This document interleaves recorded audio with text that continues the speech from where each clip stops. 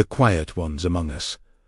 They didn't arrive with fire or fanfare, no motherships darkening the sky, no beams of light snatching cattle or curious teens. The aliens came quietly, slipping into our world like ink into water, diffusing until you couldn't tell where they ended and we began. They called themselves the Veil.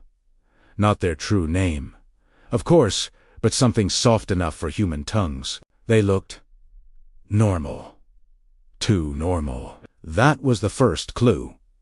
Perfectly average height, symmetrical features, hair that never quite frayed, skin that never broke out or burned. They blinked just a little too slowly, smiled with all their teeth, but never with their eyes.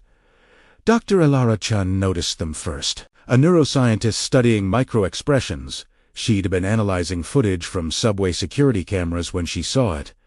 A man on the platform, standing perfectly still amid the human tide. No shifting weight. No glancing at phones or watches. Just waiting. And when the train arrived, he didn't board. He turned and walked away. In the opposite direction of every exit. She started tracking them.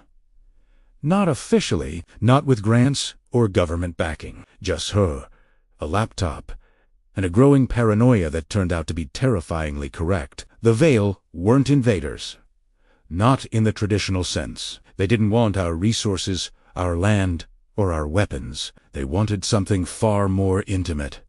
Our stories, they sat in cafes, listening, not eavesdropping, absorbing. They attended funerals without crying, weddings without dancing, protests without shouting. They recorded laughter, rage, whispered confessions, lullabies hummed to sleeping children. They collected grief like rare coins, and joy like pressed flowers. Elara confronted one. A woman named Mira, who worked at the local library. She'd been there 10 years. Nobody remembered her hiring. Nobody remembered her birthday party. Nobody remembered her at all. Until Elara showed them photos. "You're not human," Elara whispered in the library's back room. Heart hammering. Mira tilted her head. "No. But we mean no harm."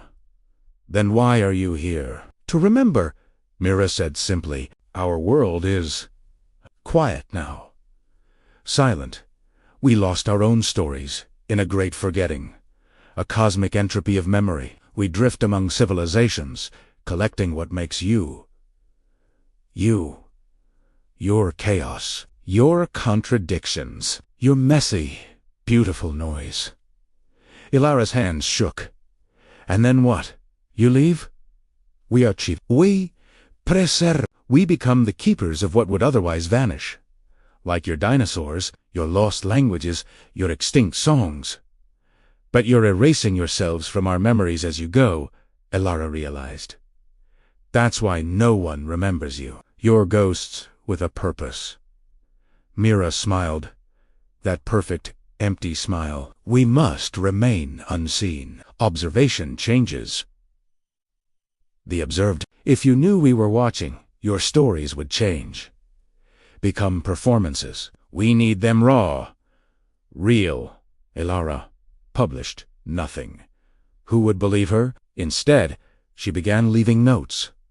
Tucked into library books, taped under park benches, slipped into strangers' coat pockets.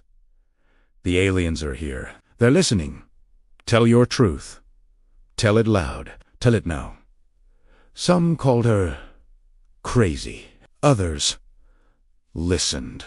A poet read her note and recited his verses on a street corner, voice cracking with emotion. A grandmother told her grandchildren the story of fleeing a war. Something she'd never spoken of before. A teenager screamed her frustrations into a karaoke mic, raw and unfiltered. And the Veil, they were there, watching, recording, smiling their quiet smiles. Years later, Elara sat on her porch, old and tired, watching fireflies blink in the dusk. A young woman approached. "Hair too? Perfect. Posture still." "Dr. Chun," she said, "we're leaving." Elara didn't look surprised. "Found enough stories, more than we dreamed." The alien hesitated. "You changed things." People began speaking. Not for us, but for themselves. You reminded them their stories mattered. Ilara chuckled. So, you're taking our noise with you? We're taking your soul, the alien said gently. And we'll keep it safe, long after your stars burn out.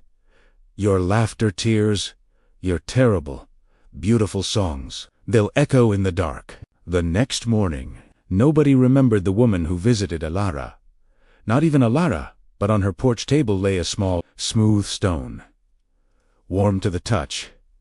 And when she held it to her ear, she heard a child laughing, a violin playing, a whispered, "I love you."